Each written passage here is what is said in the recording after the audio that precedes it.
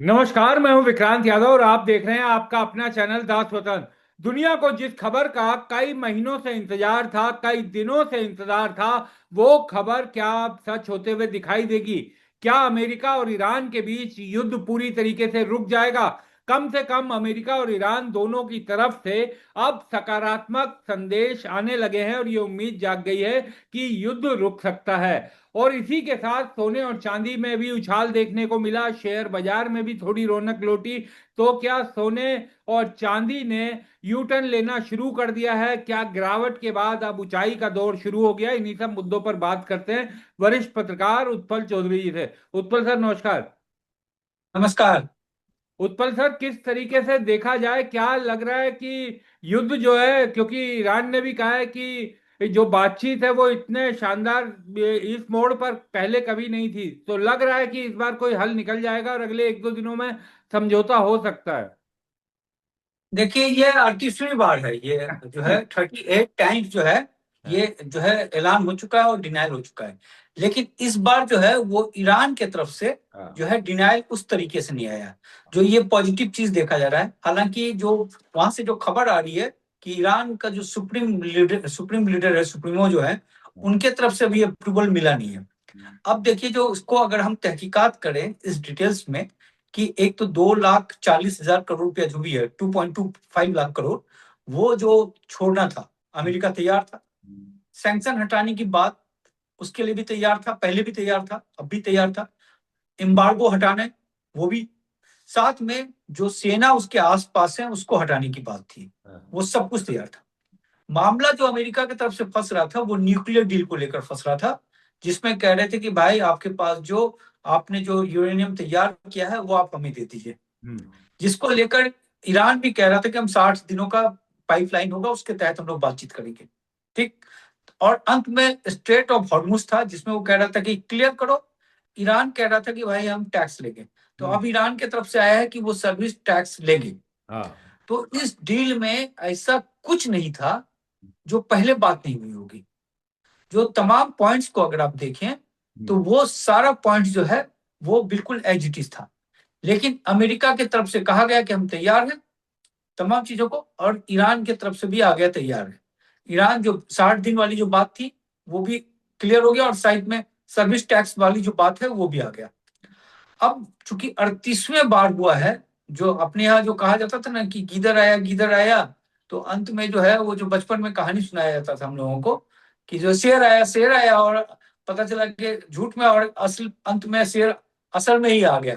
हाँ। तो अब ये 38वीं बार में अब मेरे को जो है, अभी चूंकि ट्रम्प है तो हम 100% बिल्कुल नहीं मानते हैं हाँ। इसको, ट्रम्प को। लेकिन 50% इसलिए मान रहे हैं, पहले तो 10% मानते थे कि 50% की, चूंकि ईरान बोला है। हाँ। लेकिन इसका टाइमिंग देखिए, इसका टाइमिंग तब आया है जब स्पेक्स आईपीओ का जो है लिस्टिंग हो रहा था। हाँ। उसके पहले मार्केट जो है 3% के आसपास गिर चुका था। टेक्नोलॉजी के शेयर्स में बड़ी जबरदस्त तूफानी मची हुई थी, हाँ। बहुत जबरदस्त भूचाल मचा हुआ था। और ऐसे सिचुएशन में जब भी कोई आईपीओ लिस्टिंग होता है नेगेटिव माहौल में, तो वो नेगेटिव में खुलता है। हाँ।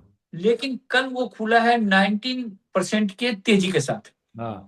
जो अपने रेवेन्यू से जो है वो 100 गुना, मतलब कि 100 साल लगेंगे उसको कमाने में, तब जाकर जो पैसा लिया है मार्केट से वो निकलेगा। हाँ। ठीक है, फ्यूचर में आप मान लीजिए, ठीक है, फ्यूचर में ज्यादा प्रोस्पेक्ट कर लीजिएगा, तो वो 8% का ग्रोथ है उसका, जो स्पेस लॉन्चिंग है। और जो है 30% के आसपास का है स्टारलिंक। तो हाँ। बिजली का जो खर्च है उनका वो भी नहीं निकल रहा है। तो ऐसे समय में लॉन्चिंग के लिए, अब उसका यार है, ट्रम्प का यार हाँ। है वो एलन मस्क। तो यार के लिए उसने पॉजिटिव, क्योंकि अब तक वो उसमें पता चलता कि ट्रम्प की तरफ से कोई ना कोई कमाई कर रहा है हर बार। इस बार कहीं अपने यार के लिए तो नहीं किया है ना उसने। तो ये पता चलेगा अभी 2-3 दिन के अंदर में। तो इसलिए इसलिए चूंकि ईरान की तरफ से पहल है, तो 50-50 हम मानकर चल रहे हैं। देखते हैं क्या रहता है। सर, बाकी चीजों पर बात करें उससे पहले थोड़ा सोने चांदी को समझा दीजिए। क्या सोने चांदी में गिरावट का जो दौर था वो अब खत्म होता दिखाई दे रहा है? क्या यू टर्न मार लिया है? क्या अब ऊपर की तरफ जाते हुए ही रहेगा? देखिए, सोना चांदी देखिए मजबूत तो था ही शुरुआत से ही, इसमें कोई दो राय नहीं था। लेकिन उसमें कमजोरी जो वो आ गया था कि डॉलर का डिमांड बढ़ गया था। डॉलर का डिमांड इसलिए बढ़ गया था कि तेल महंगा हो गया था। हाँ, कि मसलन कि जैसे कि 70 रुपए का तेल तेल मिल रहा है और 120 रुपए का मिला, तो 80% ज्यादा हो गया। यानी एक बैरल खरीदने के लिए जो आप 70 दे रहे थे डॉलर, उसके जगह 120 का डिमांड आ गया। तो हाँ, जब डॉलर का डिमांड जब आया, तो डॉलर के लिए गोल्ड की बिकवाली हो गई, हाँ, सिल्वर की बिकवाली हो गई। तो उस कारण वो दबाव आ गया था। तो अब चूंकि लड़ाई जो है, अभी जैसा कि बात हो रहा है कि अब तेल जो है नीचे गिर गया है, 90 के नीचे आ गया है, तो उससे प्रेशर जोन खत्म होगा। हाँ, दूसरा, अगर तेल नीचे होगा, डॉलर कमजोर होगा, बॉन्ड कमजोर होगा, तो ये जो गोल्ड को जो नुकसान करने वाला था, वो कारक खत्म हो गया। अगर लड़ाई और जो ये 38वीं बार अगर फिर फेल हो जाता है, फिर हम्म, से लड़ाई शुरू हो जाती है, तो गोल्ड सिल्वर में फिर दबाव आ जाएगा। वो हम्म, टोटली उस पर डिपेंड करता है। अगर नहीं होता है, तो फिर गोल्ड सिल्वर में जो बॉटम वाली जो बात है, उसको हम कहेंगे कि गोल्ड ने बॉटम छू लिया ऑलमोस्ट। अगर एक एक हिचकोला और आ सकता है, तो हम्म, उससे ज्यादा नहीं आएगा।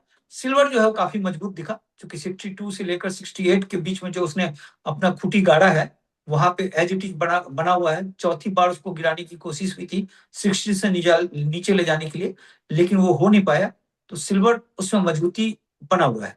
अब मजबूती में यह है कि देखिए, गिरने का जो है लक्ष्य कम हो गया है। हम्म, बढ़ेगा कितना, वो अलग इशू है, कि कितना बढ़ सकता है, कहां तक जा सकता है, वो तमाम इकोनॉमिक सिचुएशन और इन चीजों पर फेवर करता है। इस समय तो था कि भाई गिरेगा कितना, तो गिरने वाला चीजें अब थमता हुआ नजर आ रहा है, ऐसा प्रतीत हो रहा है। और गोल्ड में हमने देखा, जो है आज हमने बुलेटिन में भी कहा था, जी, कि मुझे भी लगा था कि गोल्ड में बड़ी जबरदस्त खरीदारी हुई होगी। जब 4100 से नीचे गया था, मतलब 200 डे मूविंग एवरेज हाँ, के नीचे, काफी नीचे, अभी भी नीचे है, तो वहां पे जो है 11 टन की खरीदारी हुई। तो हम्म, 11 टन की खरीदारी एक दिन में गोल्ड में काफी जबरदस्त, यानी किसी सेंट्रल बैंक ने बड़ी जबरदस्त बाइंग किया होगा, ये प्रतीत हो रहा है। तो यानी गोल्ड जब नीचे जा रहा है, तो उसमें बाइंग आ रहा है, ये चीज रिफ्लेक्ट कर रहा है। हाँ। तो यानी अब सोने और चांदी का पूरा जो मूवमेंट है सर, वो केवल युद्ध पे आकर टिक गया है कि अगर युद्ध में अगर पॉजिटिविटी रही तो उसके बाद कोई दिक्कत, कोई और टेक्निकल दिक्कत नहीं दिखाई देती। युद्ध में मतलब तेल में, तेल तेल। तेल अगर हाँ, तेल अगर सस्ता होगा, तो गोल्ड सिल्वर मजबूत हो जाएगा। तेल अगर महंगा होगा, तो डॉलर महंगा हो जा रहा है, तो उसके कारण फिर गोल्ड सिल्वर में प्रेशर रहेगा। कंप्लीटली तेल से रिलेटेड हो गया है इसमें। हाँ। अब तेल की अगर हम बात करें, ईरान बातचीत के लिए तो यानी रास्ता तो निकालता हुआ दिख रहा है, लेकिन ईरान ने ये भी साफ किया है कि जो टोल वो ले रहा था उस टोल को नहीं हटाएगा। और जो पहले का सिस्टम था अब वो वैसा तो नहीं हो सकता, ये भी ईरान साफ कह रहा है। हाँ, देखिए टोल में ना वो 18 करोड़ रुपया ले रहा था एक टैंकर का, लेकिन इसने अभी सर्विस टैक्स की बात की है। हम्म, तो सर्विस टैक्स मेरे ख्याल से 1.5 करोड़ के आसपास है। हम्म, तो वो सर्विस टैक्स की बात है, तो हमको लगता है कि ट्रंप को मान जाना चाहिए। अगर नहीं मानेगा, तो फिर से मामला भड़क जाएगा, क्योंकि 1.5 करोड़ से भी उसको लगता है कि 150 के आसपास जो है शिप पास होता है। तो हर शिप से तो 1.5 करोड़ नहीं लिया जा सकता। ये बड़े टैंकर के साथ, जो तेल वाले हैं, उनके साथ लिया जाता है।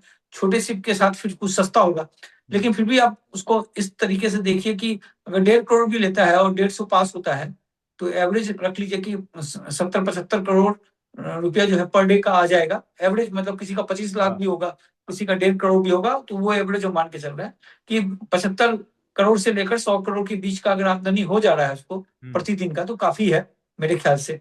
तो अब देखते हैं इसके लिए क्या होता है। मुझे लगता है कि लेकिन ट्रम्प को मानना चाहिए, क्योंकि वो हॉर्मुज छोड़ेगा नहीं, इसलिए ट्रम्प के पास कोई ऑप्शन भी नहीं है।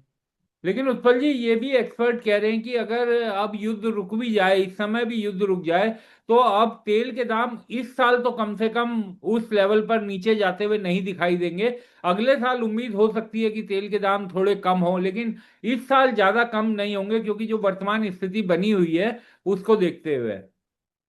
बिल्कुल, वो सही बात है आपकी। क्योंकि देखिए, लेकिन एक बात तय है कि $100 से ऊपर भी नहीं जाएगा, हाँ। और $70 भी नहीं आएगा।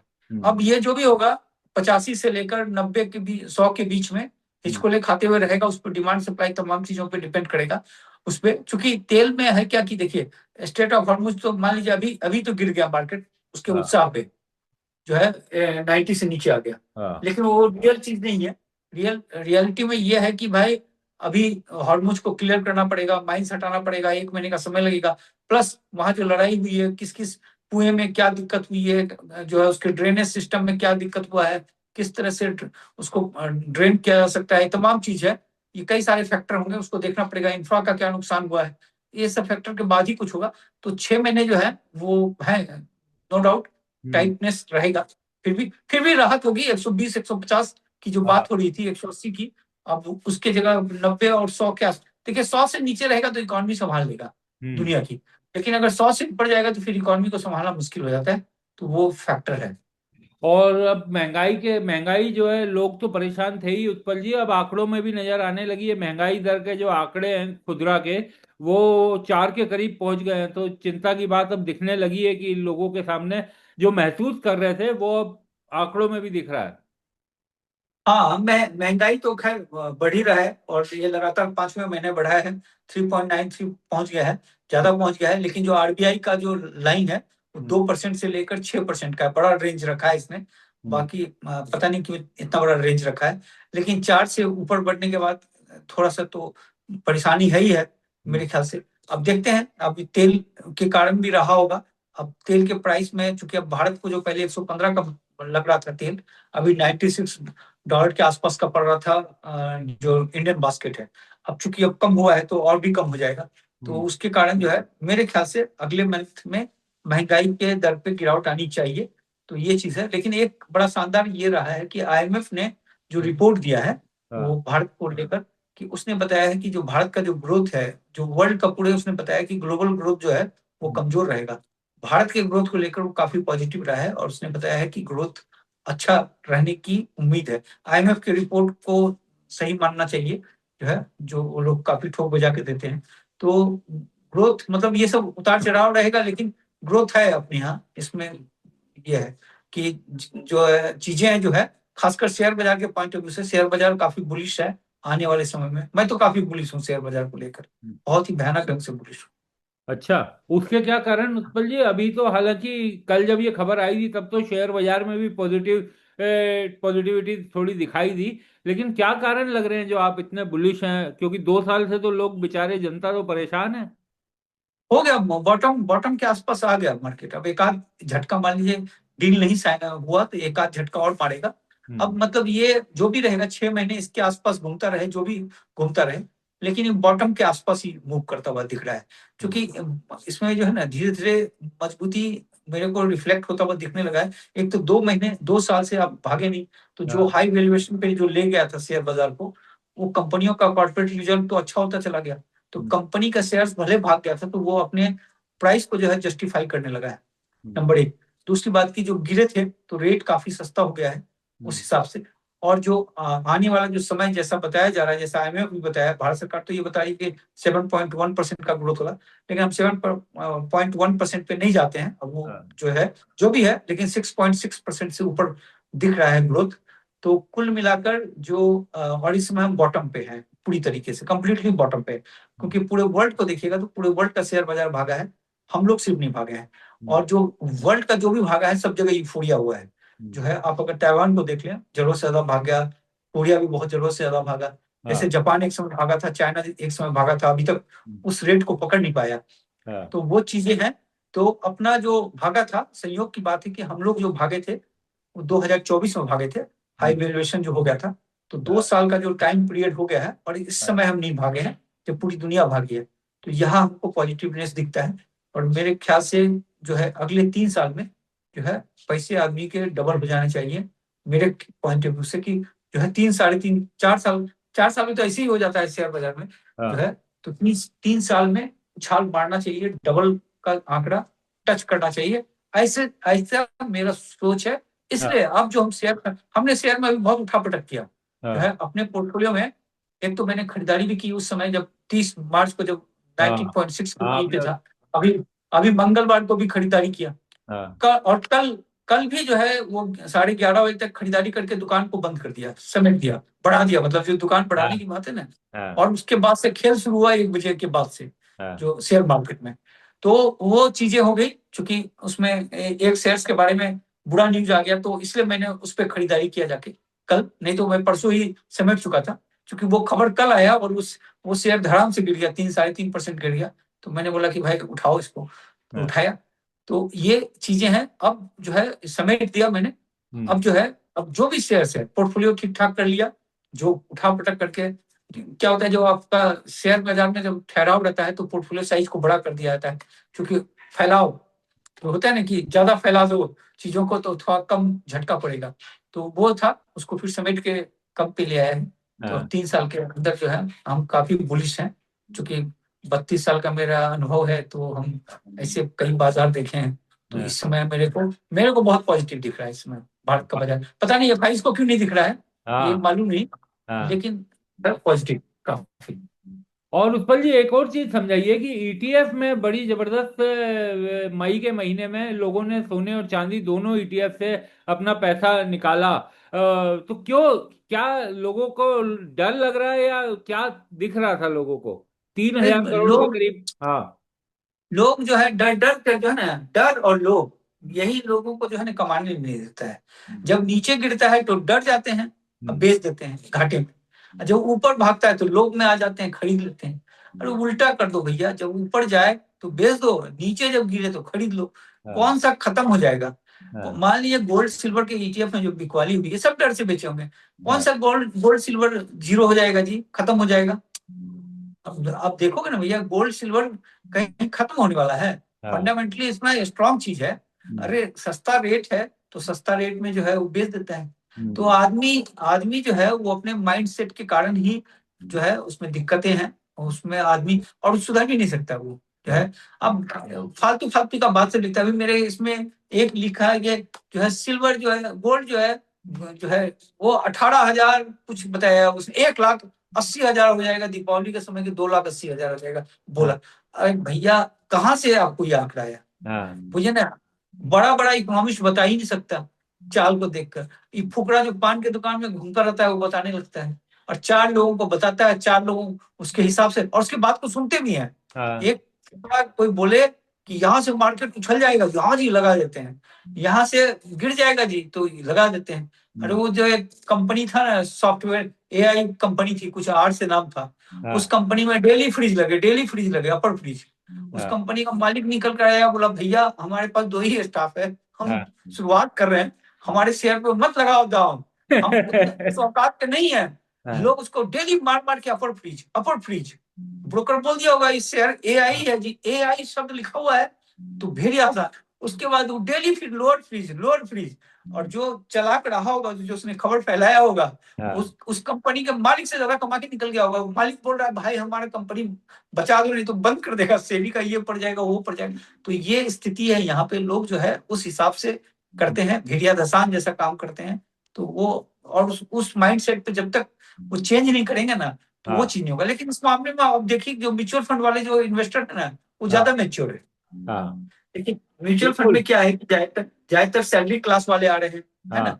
जो है वो तमाम लोग जो है उसमें ज्यादातर संख्या उन्हीं लोगों की है हाँ, कि सैलरी वाले हैं, ठीक है, एक पैसे का चंक दे रहे हैं, और वो पैसा दे रहे हैं जो कि उसको जरूरत नहीं है अभी उस पैसे की। तो वहां पे आप देखिए कि जिस तरीके से 3 लाख करोड़ के आसपास बेच दिया FIs ने, और 4.2 लाख करोड़ जो है GIs ने खरीदा। पिछले साल भी 3 लाख करोड़ के आसपास बेचा था। मतलब अगर आप देखें सितंबर के बाद से जब से मार्केट गिराया गया है, तो FIs ने जो है लगभग जो है हाँ, 7 लाख 8 लाख करोड़ का बेच दिया माल। और जो म्यूचुअल फंड वाले हैं उसने 12 से 14 लाख करोड़ के बीच का खरीदारी कर दिया। तो आप उसको देखें कि वो लोग काफी मेच्योरिटी के साथ बिहेव कर रहे हैं, क्योंकि उसमें बड़ा चंक जो है वो पढ़े लिखे लोगों का है, तमाम लोगों का है। ये चीज होता है। शेयर बाजार में क्या होता है कि आप जो है उस पर आते नहीं है, सीधे लोग के जरिए आके लोग वाला काम करते हैं। अगर म्यूचुअल फंड की तरह संयम रखें वहां पे, जैसे वो लोग संयम रखते हैं, तो ये हाँ, म्यूचुअल फंड वाले से ज्यादा कमाएंगे। हाँ, म्यूचुअल फंड वाला तो आपको एक लिमिटेड पैसा दे सकता है। हाँ, म्यूचुअल फंड क्या देगा आपको? 12% देगा, चौदह हाँ, परसेंट बिल्कुल। देगा, 16% देगा। लेकिन शेयर बाजार में तो अनलिमिटेड है। हम्म। शेयर बाजार में अगर अपने शेयर का सिलेक्शन ढंग से कर लिया, तमाम चीज है, बोनस है, डिविडेंड है, फलना है, ढिकाना है, वो तो अद्भुत चीज है। और थ्रिल है, सबसे बड़ी चीज उसमें मसाला है, हाँ। मसाला फिल्म है। तो वो चीज आदमी को सोचना चाहिए। एक अंतिम सवाल उत्पल जी, क्या जो तेल की आपने बात की, महंगाई की जो बात की, क्या भारत में अगर ये तेल के दाम 85-90 रहते हैं तो निकट भविष्य में पेट्रोल डीजल के दाम में कोई कमी आती हुई दिखाई देती है? क्या अभी सरकार ले पाएगी कमी? मुझे नहीं लगता कि सरकार जल्दी कम करेगी। सरकार जो है पहले जो घाटा हुआ है, हाँ, तो वो उस हिसाब से करेगी। सरकार जो बिजनेसमैन करते हैं ना जिस तरीके से, हाँ, उसी तरीके से मुझे नहीं लगता कि तुरंत तात्कालिक वो निकाल देगा। हाँ, वो देखेंगे कि भैया हो सकता है कि डीजल में कम कर दे, हाँ, क्योंकि डीजल से असर महंगाई। पड़ जाता है ना हम्म, आपके, जो है तमाम चीजों पे असर पड़ जाता है, जो है महंगाई तमाई सब बढ़ जाता है उससे। लेकिन पेट्रोल पे अब वो किस तरीके से करते हैं वो देखना पड़ेगा। मेरे ख्याल से थोड़ा सा आगे चलने देंगे, क्योंकि घाटा हो गया सरकार को, ठीक ठाक घाटा हो गया है, तो वो घाटा भरपाई करना चाहिए। तो ये चीज है। चलिए, बहुत बहुत शुक्रिया उत्पल जी। आज शनिवार के दिन आपने इस बातचीत में शेयर बाजार, सोने चांदी, सब चीज़ों को लेके बड़ी जो पॉजिटिविटी फैलाई है, तो दर्शकों को भी इसका फायदा मिलना चाहिए। बहुत बहुत शुक्रिया उत्पल जी। Thank you.